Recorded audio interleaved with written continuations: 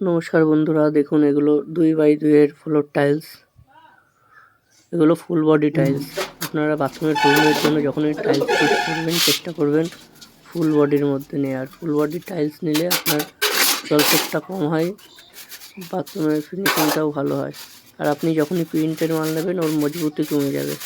সবসময় ফুল বডির মালগুলো মজবুতিটা একটু বেশি ভালো হয়। আর এইভাবে আপনারা মশলাটা দিয়ে নেবেন, মশলা দিয়ে চ্যানেল দিয়ে এইভাবে টেনে নেবেন, ঠিক আছে। আর যেখানে দেখবেন কোথাও ফাঁকা আছে নাকি, যদি কোথাও ফাঁকা থেকে থাকে সেইখানে আবার দিয়ে দেবেন মশলা, দিয়ে আবার একবার চ্যানেল দিয়ে টেনে নেবেন, দিয়ে কুন্ডি দিয়ে সুন্দর করে লেবেল করে দেবেন। এইভাবে যদি আপনারা লাগান একবারেই আপনার টাইলস সুন্দরভাবে সেট হয়ে যাবে। আর এই যে ফুল বডির টাইলস দেখুন, এগুলো ফুল বডির টাইলস। এইভাবে সুন্দর করে আগে হাত দিয়ে থাকবেন, নাহলে হাত দিয়ে না চাপ দিলে আপনার প্রথমে যদি কুন্ডিতে হাত দেন কোথাও যদি মশলা কম থাকে টাইলসটা ফেটে যাওয়ার সম্ভাবনা থাকে।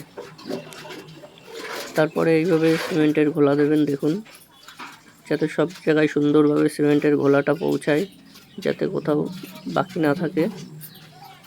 এইভাবে সুন্দর করে ঘোলাটা দেওয়ার পরে কুন্ডি দিয়ে সুন্দর করে এইভাবে দেখে নেবেন যাতে ঘোলাটা সব জায়গায় পৌঁছেছে কিনা। যদি না পৌঁছায় আরেকবার এইভাবে দিয়ে দেবেন, দিয়ে নিয়ে তারপরে সাইডগুলো সুন্দর করে মুছে দেবেন।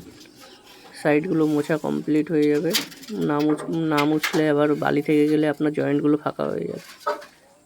এইভাবে সোনাটা মিশিয়ে তারপরে টাইলসটা বসাবেন।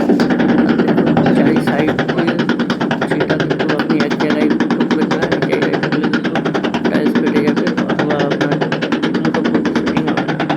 আর এইভাবে যদি আপনি চারিদিকে ঠুকে তারপরে বসাতে পারেন মালটাও মজবুত হবে, কোথাও ফাঁকা থাকার সম্ভাবনা থাকবে না।